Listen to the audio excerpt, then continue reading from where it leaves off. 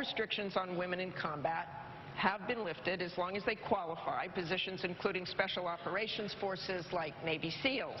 Just this week, the military leaders of the Army and Marine Corps said that they believe young women, just as young men are required to do, should sign up for selective service in case the draft is reinstated.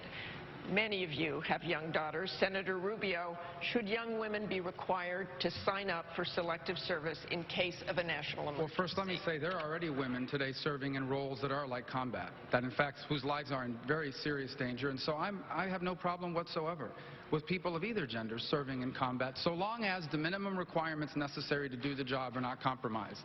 But I support that.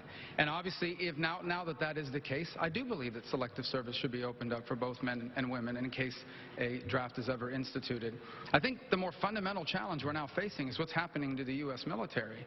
I've said this many times already, and I think it's important to start paying attention to this. Our Air Force is about to be the smallest it's been in 100 years. I'm sorry, in our history. Our Army is set to be smaller than it's been since the Second World War. And our Navy is about to be the smallest than it's been in 100 years. I think we need to begin to refocus on rebuilding our military, because every time we have cut our military in the history of this country, we have had to come back later and rebuild it, and it costs more, and it's a lot more chaotic and dangerous. When I'm president, we are rebuilding the U.S. military. Thank you, Senator Rubio. Do you believe that young women... Say it again. Do you believe young women should sign up for selective service, be required to do so? I do. And I think that we should not impose any kind of political agenda on the military. There should be, if women can meet the requirements, the minimum requirements for combat service, they ought to have the right to do it, for sure. It ought to be focused on the morale as well. We ought to make sure that we have readiness much higher than we do today. We need to eliminate the sequester, which is devastating our military. We can't be focusing on the political side of this. We need to realize that our military force is how we project our word in the world. When we are weak militarily, it doesn't matter what we say. We can talk about red lines and ISIS being the JV team and reset buttons and all this. If we don't have a strong military, then no one fears us, and they take actions that are against our national interests. Tell me what you'd say to American people out there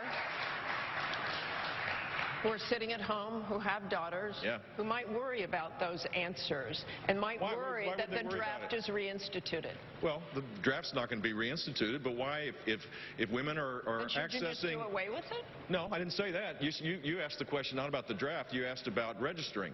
And if women are going to be supporting... for the draft. But we don't have a draft. I'm not suggesting we have a draft. What I'm suggesting is that we ought to have readiness being the first priority of our military, and secondly, that we make sure that the morale is high. And right now, neither one of those are acceptable because we've been gutting the military budget. We also need to reform our procurement process. We need to make sure that there are more men and women in uniform than civilians in our Defense Department. There's a lot of things that we need to do reform to bring our defense capabilities into the 21st century, and I'm the guy that could do that. That's why I have the support of generals, of admirals, of 12 Medal of Honor recipients, and many other people that know that I would be a steady commander-in-chief and rebuild our military. Martha, thank you very much. Can I be really clear on this, because I am the father of 2 daughters. One of them's here tonight. What my wife and I have taught our daughters right from the beginning, that their sense of self-worth, their sense of value, their sense of what they want to do with their life comes not from the outside, but comes from within. And if a young woman in this country wants to go and fight to defend her country, she'd be permitted to do so. And part of that also needs to be a part of a greater effort in this country. And so there's no reason why one young woman should be discriminated against from registering for the selective service. The fact is, we need to be a party and a people that makes sure that our women in this country understand anything they can dream, anything that they want to aspire to, they can do. That's the way we raise our daughters, and that's what we should aspire to as president for all the women in our country. Thank you very much, Governor Christie. Can I say something? We just covered, wait one second, Dr. Carson. Something about the draft, just very quickly. Very quickly.